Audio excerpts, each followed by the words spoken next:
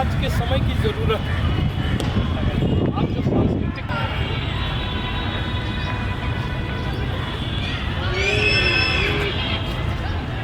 Sir, आपका शुभ नाम क्या हुआ सर, और कौन सी समस्या को लेकर और समाज में? मैं ओम प्रकाश श्रवण हूँ। मैं ऐसे तो पेशे से चिकित्सक हूँ, लेकिन मैं कविता लिखता हूँ। और पुनर्अभियान शुरू करने का मकसद यही है कि आज के समाज पर जब आप नज़र दौड़ाएंगे तो एक सांस्कृतिक अधःपतन के दौर से गुजर रहा है हमारा समाज। हम इतने नीचे गर्त में चले गए हैं कि अब जो जघन्य से जघन्य जो घटनाएं घटती हैं समाज में, उस पर भी आपको उसके समर्थक मिल जाएंगे। आप दुनिया में किसी भी अन्य देश का आप उदाहरण दे सकते हैं जहां बलात्कार के दोषी लोगों को माला पहनाया जाता हो? आप दुनिया के किसी भी देश का उदाहरण नहीं दे सकते हैं।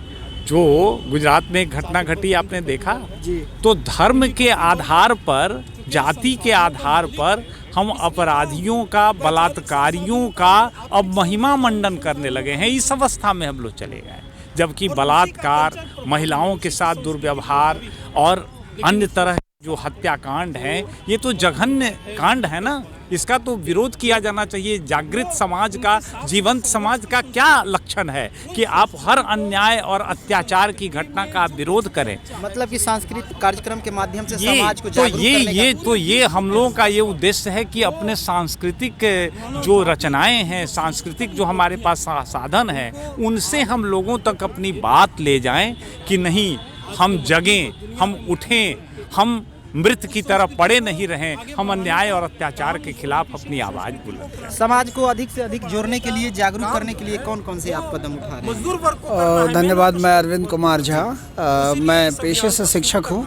मैं बताना चाहता हूँ कि जो मैं स्कूली शिक्षा, वैसे तो बहुत सारे कारण हैं कि संस्कृति हमारी कहाँ जा रही है, किस नीचे स्तर तक जा रही है, लेकिन मैं सिर्फ शिक्षा की बात यदि करके आगे बढ़ूँ तो मैं देखता हूँ कि जो सैद्धांतिक रूप से जो शिक्षा दी जाती है और उसका व्यावहारिक रूप में बहुत बड़ा अंतर है। जैसे आप उदाहरण को ले लें कि जैसे मान लीजिए कोई विज्ञान के शिक्षक बहुत अच्छे ढंग से सूर्य ग्रहण के बारे में बताएं, और जब सूर्य ग्रहण लगे तो स्वयं गंगा किनारे चले जा स्नान करने, तो ये सिद्धांत और व्यवहार में मूलभूत अंतर है। स्टीफन हॉकिंस को ले लें तो वो कहते हैं कि विज्ञान बहुत ही उत्साहक है, बहुत मनोरंजक है और बड़ा मज़ेदार है, लेकिन जिस तरीके से स्कूलों में पढ़ाया जाता है इसने इसको बोरिंग बना दिया है।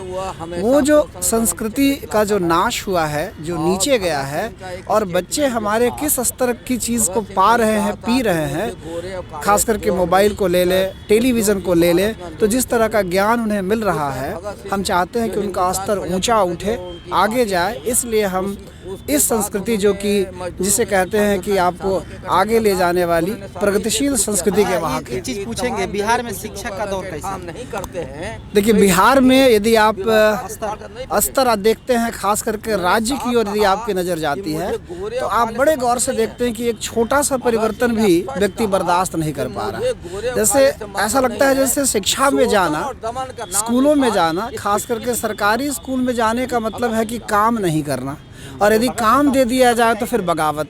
आप मुझे काम ना दे, मुझे सैलरी दे तो ठीक है। ये भी एक तरह की संस्कृति है, और इस संस्कृति का वाहक भी यही शासक वर्ग है। इसने यह संस्कार दिया। तो वही कह रहे हैं, शिक्षकों को अगर दबाव दिया जाए पढ़ाने को लेकर तो धरना पर बैठ जाते हैं, तो क्या सहयोग में है या कि सहयोग कर रहे हैं? हम इसका घोर विरोध करते हैं। हम क्यों उसका समर्थन करेंगे? हम इसके पूरे विरोध में जाएंगे कि भाई, शिक्षक भी चाह रहे हैं कि हम काम न करें, बस हमको पेमेंट मिले। हाँ, तो ये इस तरह की भी संस्कृति की आप यदि चर्चा करें तो हम इसी संस्कृति की बात कर रहे हैं कि ये समाज कहाँ जा रहा है। अगर हम बच्चों को तरीके से शिक्षा नहीं देंगे, वही बच्चे हमारे समाज में आएंगे, हमसे आगे मिलेंगे कहीं ना कहीं किसी और। देखिए, इसका एक पैराडॉक्स समझिए कि एक तरफ हम चाहते हैं कि हमारे बच्चों को अच्छी शिक्षा मिले, लेकिन हम नहीं चाहते कि हमारे बच्चे शिक्षक बने। आप जरा ध्यान दीजिए कि हम चाहते हैं कि हमारे बच्चे बहुत अच्छी शिक्षा प्राप्त करें, लेकिन हम अपने बच्चों को सिखाते कि ना टीचर नहीं बनना है। कहाँ से शिक्षा मिलेगी? तो कौन सी संस्कार, कौन सी संस्कृति हम उन्हें दे रहे हैं? समाज को क्या संदेश देंगे? हम समाज को संदेश देना चाहते हैं कि आप उन चीज़ों के प्रति ध्यान ना दें, हम उन चीज़ों के प्रति ध्यान दें जिससे हम आगे जाएं। जैसे एक उदाहरण के लिए, आज मैं टीवी देख रहा था, अचानक समाचार चैनल पे एक बड़ा सा न्यूज़ आता है कि यदि आप बहुत तनाव में है तो आपको मनोरंजन की ज़रूरत है। फिर मनोरंजन के रूप में एक फूहड़ मजाक होता है, एक अर्धनग्न लड़की नाचती है। इस तरह की संस्कृति के हम घोर विरोधी हैं। अच्छा, अर्धनग्न के बारे में आप बात बोले थे, गांधी मैदान में 8 बजे तक कभी रुके हैं? 8 बजे तक मैं रुका न हूँ, लेकिन आप लोगों के माध्यम से, चैनलों के माध्यम से मुझे मालूम है कि 8 बजे के बाद बहुत मुश्किल है, खास करके परिवार को लेकर के यदि आप आते हैं हो सकता है आप अपने आप में जलील हो जाए। हाँ, हम तो नहीं आए हैं, लेकिन आप ही लोगों के माध्यम से हमने देखा सुना है। ऐसे समाज को कैसे आप इसी सब के विरोध में ये हमारी शुरुआत है कि हम आगे बढ़े, इस संस्कृति से निकले, आगे बढ़े, ताकि हमारे बच्चे, हमारी नई पीढ़ी उसे पकड़ ले। अब लू शुन की चर्चा यदि आपने सुना होगा तो उसमें एक कहानी लिखी है जिसका नाम है पागल की डायरी। उसका आखिरी लाइन है कि कम से कम इन बच्चों को तो बचा लें, बाकी लोग तो तेज़ी से पतन की ओर जा रहे हैं, लेकिन वो जो नवजात है, जो अभी युवा हो रहा है, उसके अंदर बहुत ऊर्जा बची है, उसको हम बचाने की चेष्टा करेंगे, उसे हम समझाने की। एक सवाल और, आप वोट किस उम्मीद पे देते हैं? अभी तो हम नोटा के समर्थक है फिलहाल। हमारे सामने हमने एक बार दिया था बस नोटा को, उसके बाद हमें मौका ही नहीं मिला। ये भी आपको नहीं, ये भी आप ध्यान दीजिए कि मैं पटना में रहता हूँ, मुझे छुट्टी नहीं है और मेरा वोटर आई कार्ड यहाँ से 150 किलोमीटर दूर है, और मुझे यह समाज जो है वो स्थिति नहीं पैदा कर रहा है कि मैं जा कर के वोट दूँ।